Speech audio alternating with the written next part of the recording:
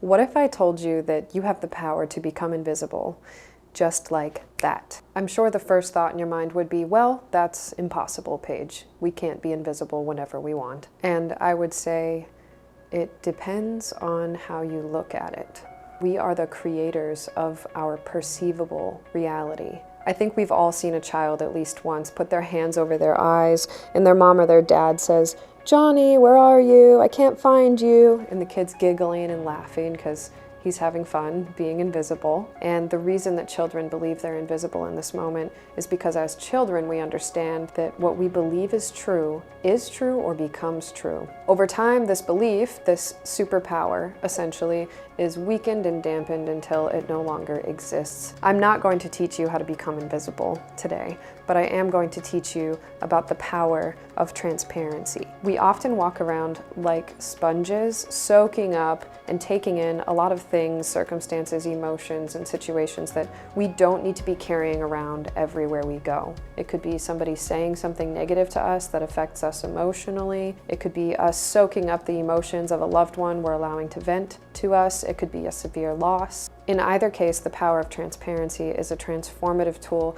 that you can use anytime, anywhere you are. The way that this works is when something like this happens, instead of allowing it to bounce off of us, creating some sort of reaction or effect, or instead of absorbing it into the weight that we carry around every day. What you do instead is you visualize that whatever is happening, whatever is being said, whatever causational force is coming at you, instead of bouncing off of you or being absorbed by your being, is passing directly through you. Like weather passing through the sky and the sky remaining unchanged, because the sky is what allows the weather to be there. And you can be the thing that allows emotions, circumstances, and effects of your life to be there and pass through you as well.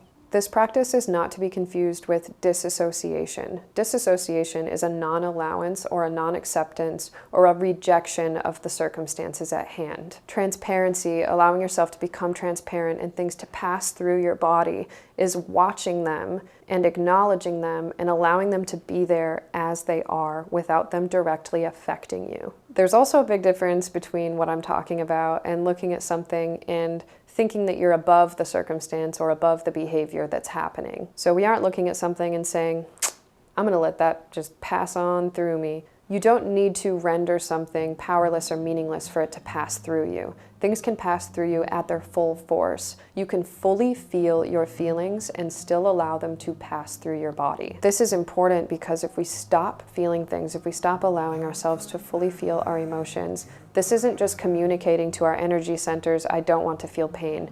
It's communicating to your energy centers, I don't want to feel, period. And then we find ourselves having a hard time experiencing emotions like pure joy, laughter, and fun. If you're a person who really struggles to connect with their emotions, it might be because you aren't allowing yourself to have the experience of pain. We don't have to be our pain. Changing the narrative from I am sad, or I am depressed, or I am angry, to I feel sad, I feel depressed, I feel angry, makes you the sky, and the emotions and the pain, the weather.